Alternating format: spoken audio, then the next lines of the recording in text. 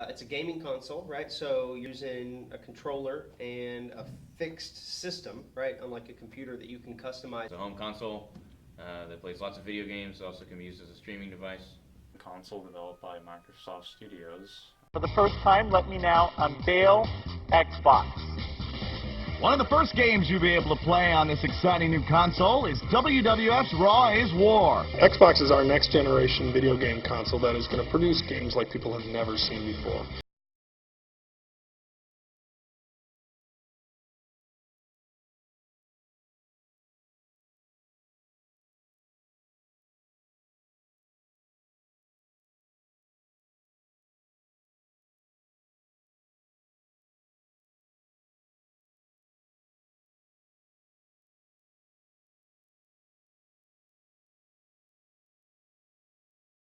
Currently, the Xbox One S.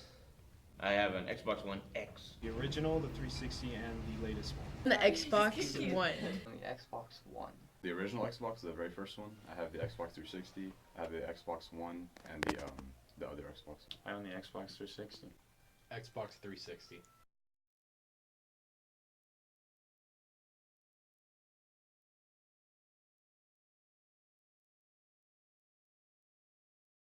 Halo. I've been a Halo fan ever since the first Halo on the original Xbox, and the only system that Halo comes out for is Xbox, so I'm going to keep on keeping on. I'm a Nintendo guy.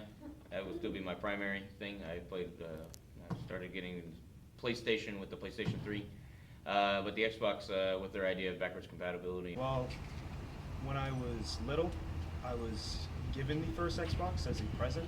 So ever since then, I've just progressed to the next console because that was the first one I was introduced to. I enjoy Xbox because it's kind of giving me a feeling of escape when I have a bunch of like things that I've just done and I feel really stressed. I can just kind of sit down and play.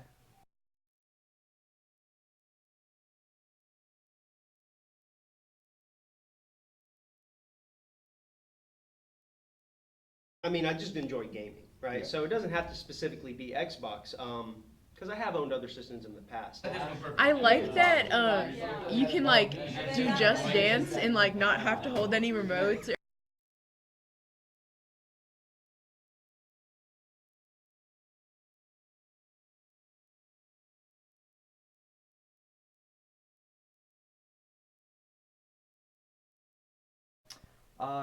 Sometimes, yes. Sometimes I pull up Netflix and I'm just watching.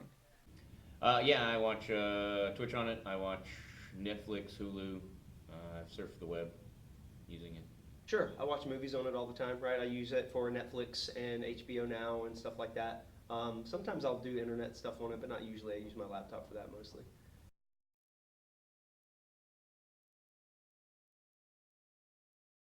Well, I mean, obviously graphics have gotten better, but you know, the systems are just getting more powerful, which means the games get better.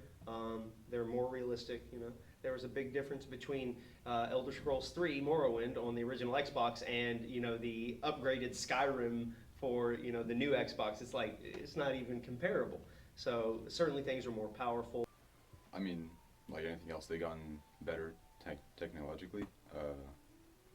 I don't think their actual software has changed a lot in its functionality. Like they've implemented new features, but it hasn't gotten that much better since the first 360 model. Increased compatibility with games, new technology, just new advancements in general. They progressively gotten worse. I mean, the Xbox One was trash. The Scorpio or whatever the new one's called is alright, I guess. I mean, it's powerful or whatever, but I'm not gonna buy it.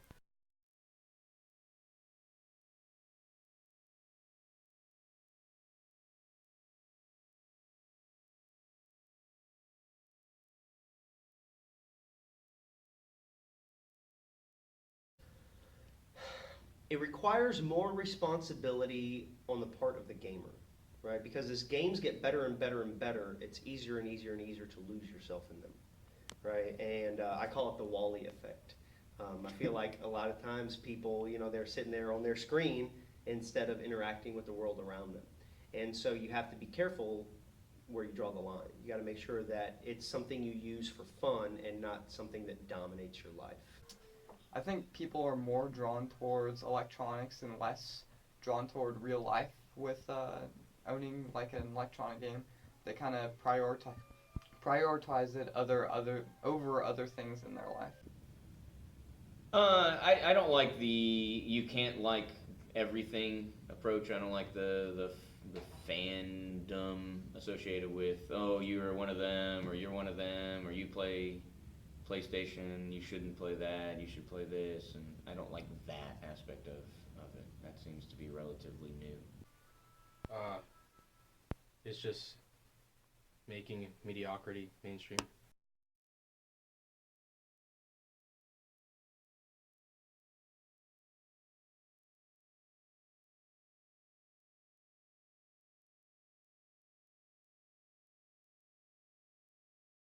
Although I do know that, with all the Twitch kind of things and the live streaming gaming, that, that's bringing a lot of people that would never have had contact with each other. That's kind of bringing them all to a single spot. It seems like it's gotten smaller. The community is constantly growing. It hasn't really changed. I mean, especially because PlayStation has gotten way more popular in the past few years. But the population of people on Xbox have been dislikable. Way worse. A lot more younger people now. It's become way too casual. More 12-year-olds.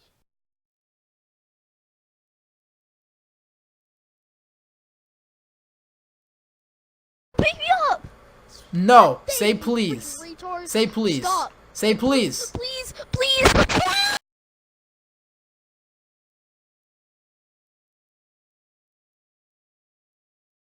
I guess that depends on who you're interacting with specifically.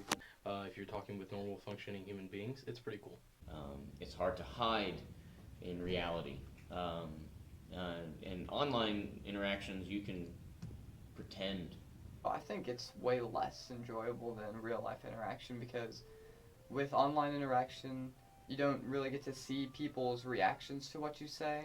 Personally, I think in person is always more enjoyable. There's pros and cons to both. Less, because with online interaction, you get only a couple of the senses, whereas in-person interaction, you got all the senses, right? And online, people hide behind it.